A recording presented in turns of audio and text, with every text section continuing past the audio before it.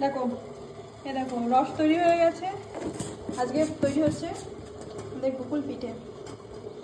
চাচিরা যদিও বিন্টুর মা পাঠিয়েছে। বেশি দিন শাশুড়ি মা। হয় শাশুড়ি মা, বলি না কোনো।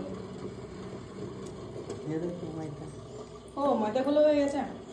অবশ্যই দেখতে থাকো। আর কে কে পছন্দ করো গোকুল পিঠে আমাকে একটু জানাবে। আমার খুব পছন্দ, বিন্টুও খুব পছন্দ করে।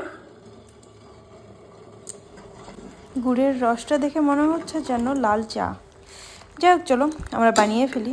সমস্ত কিছু যতক্ষণ রেডি হয়ে গেছে। আর এটা আমরা বানিয়েছিলাম সরস্বতী পুজোর আগে। কালারটা দেখেছো, মনে হচ্ছে যেন লাল চা। যাই হোক, চলো অন্যদিকে আমি তেল বসিয়ে দিলাম, সেখানে মা একটা একটা করে গোকুল পিঠে ছেড়ে দিল। আমি উল্টিয়ে পাল্টিয়ে ভেজে নিলাম। আর কমেন্টে তোমরা জানাও যে তোমাদের কার কার পছন্দ আর কে কীভাবে বানাও, অবশ্যই আমাকে জানাবে। তা আমারও পছন্দ, কিন্তু প্রচুর মানে ডিপ ফ্রাই হয় যে কারণে একটু অপছন্দ করি, তাছাড়া ভালো লাগে আমার। তো এটা প্রচুর মিষ্টি হয়ে গেছিলো। এক কথা আমি গুড় দিয়েছিলাম, তারপরে মা বলছে কম হয়েছে কম হয়েছে, তো আবারও দিয়েছিল। তো প্রচুর মিষ্টি হয়ে গেছিলো জিনিসটা। তাও ঠিক আছে, গুড়ের মিষ্টি কোনো সমস্যা নেই।